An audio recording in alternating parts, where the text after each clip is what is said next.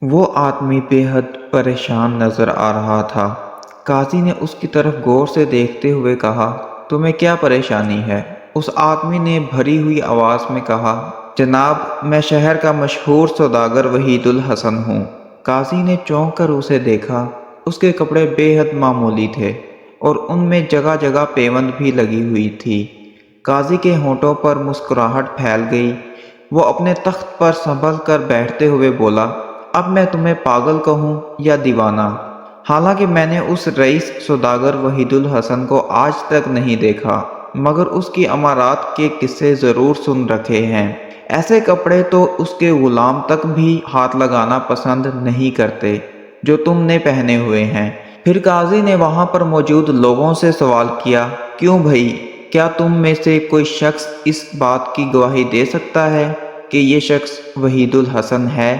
ایک آدمی اٹھ کر بولا، قاضی صاحب، اس کی شکل تو وحید الحسن سے بے حد ملتی جلتی ہے، مگر حلیہ اس جیسا نہیں ہے۔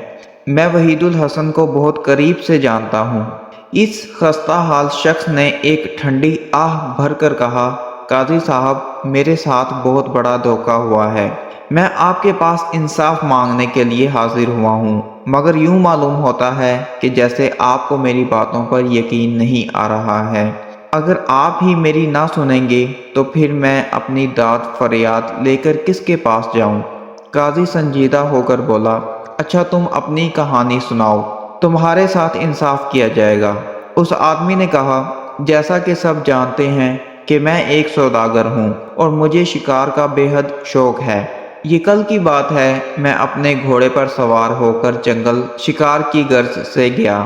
میری بدقسمتی یہیں سے شروع ہوتی ہے۔ ایک ہرن کے پیچھے میں جنگل میں دور تک نکل گیا۔ اس ہرن کو تو خیر میں نے شکار کر لیا، مگر اپنا رستہ بھول گیا۔ بھٹکتا بھٹکتا میں ایک جھونپڑی تک پہنچ گیا جو جنگل ہی میں بنی ہوئی تھی۔ وہاں میں نے ایک ایسے شخص کو دیکھا جو شکل و صورت اور قد و قامت میں ہو بہو مجھ جیسا تھا۔ میں اپنے ہم شکل سے مل کر بہت خوش ہوا، مگر مجھے کیا پتا تھا کہ وہ بعد میں مجھے دھوکہ دے گا۔ اس شخص نے میرے لیے کھانے پینے کا بندوبست کیا اور پھر مجھ سے میرے بارے میں باتیں پوچھنے لگا، جو کہ میں نے سچ سچ بتا دی۔ ہم لوگ بہت دیر تک باتوں میں مصروف رہے۔ رات زیادہ ہو گئی تو اس شخص نے مجھے شربت کا ایک گلاس دیا۔ گلاس میں موجود شربت سرخ رنگ کا تھا اور اس میں سے بھینی بھینی خوشبو اٹھ رہی تھی۔ میں نے اس کا شکریہ ادا کر کے شربت کا گلاس منہ سے لگا لیا۔ ابھی میں نے آدھا شربت ہی پیا تھا کہ میرا سر چکرانے لگا اور میں زمین پر گر گیا۔ پھر مجھے کوئی ہوش نہیں رہا۔ اگلے روز میری آنکھ کھلی تو میں جھونپڑی میں اکیلا تھا اور یہ شخص وہاں سے غائب تھا۔ میرے جسم پر میرے کپڑے بھی نہیں تھے، بلکہ میں ان پھٹے پرانے کپڑوں میں ملبوس تھا۔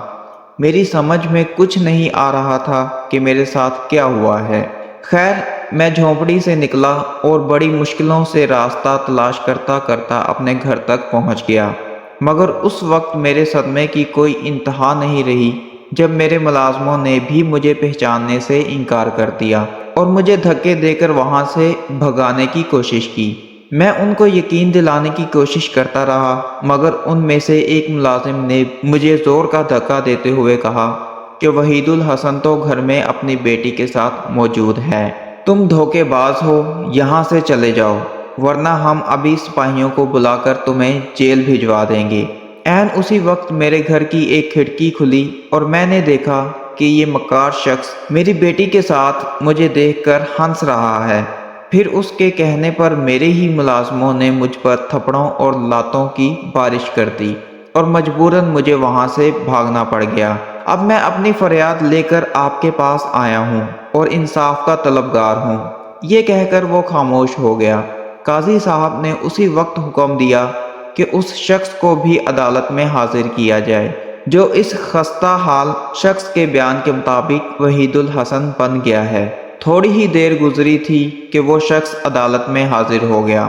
اس کے ساتھ ایک نوجوان اور خوبصورت لڑکی بھی تھی۔ اس نے حاضر ہوتے ہی کہا، جناب، میں وحید الحسن سوداگر ہوں اور یہ میری بیٹی رخسانہ ہے۔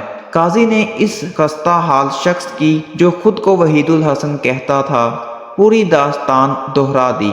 जिसे सुनकर वहीद उल हसन बोला, हजूर, मैंने तो इस शख्स को जिंदगी में पहली मर्तबा देखा है। इसकी शक्ल हैरत अंगेज तौर पर मुझसे मुशाहबत रखती है, मगर ये शख्स इंतहाई चालाक लगता है और झूठ बोलता है। इन दोनों की बातें सुनकर काजी सख्त उलझन में मुब्तला हो गया। उसकी समझ में नहीं आ रहा था कि इनमें सच्चा कौन है और झूठा कौन। उसने रुखसाना की तरफ देखा तो उसे महसूस हुआ कि वो एक ज़हीन लड़की है। उसने रुखसाना को मुखातिब करके कहा, बेटी, तुमने पूरी दास्तान सुन ली है, तुम क्या कहती हो? इन दोनों में से तुम्हारा बाप कौन है? खस्ता हाल शख्स की आंखों में एक चमक सी उभरी। वो पुरउम्मीद नज़रों से रुखसाना का चेहरा देखने लगा। अदालत में तमाम मौजूद लोगों की नज़रें सौदागर वहीद उल हसन की बेटी रुखसाना पर लगी हुई थीं। काजी का सवाल सुनकर रुखसाना कुछ देर तक चुप रही। फिर उसने काजी से कहा, जनाब काजी साहब, ये फटे पुराने कपड़ों में मलबूस शख्स मेरा बाप नहीं है, मेरे अब्बा जान तो ये हैं। ये कहकर रुखसाना ने बेशकीमत कपड़े पहने हुए शख्स की गर्दन में बाहें डाल दी, जो रुखसाना की बात सुनकर मुस्कुराने लगा था। रुखसाना के फैसले को सुनकर खस्ता हाल शख्स की आंखों में आंसू भर गए। काजी ने कहा, लड़की, क्या तुम इस सिलसिले में कोई सबूत मुहैया कर सकती हो कि यही तुम्हारे अब्बा जान हैं? जी हाँ, मेरा सबूत ऐसा होगा कि उससे दूध का दूध और पानी का पानी अलग हो जाएगा। आज से तकरीबन 5 बरस पहले की बात है। मेरे अब्बा जान के एक दुश्मन ने उनके सामने कसम खाई थी कि वो तलवार से उनकी गर्दन उड़ा देगा। जाहिर है उसकी बात ने मेरे अब्बा जान को बेहद परेशान कर दिया था। क्यों अब्बा जान, आप परेशान हो गए थे ना? रुखसाना ने पूछा। उसके बाप ने बड़े जोर से अस्पात में गर्दन हिला दी। रुखसाना ने फिर अपनी बात शुरू की। अपने दुश्मन की बात से अब्बा जान बहुत परेशान रहने लगे। उनका खाना पीना भी छूट गया और कारोबार भी बुरी तरह मुतासिर होने लगा। इन्हीं दिनों मेरी एक परी से दोस्ती हो गई थी।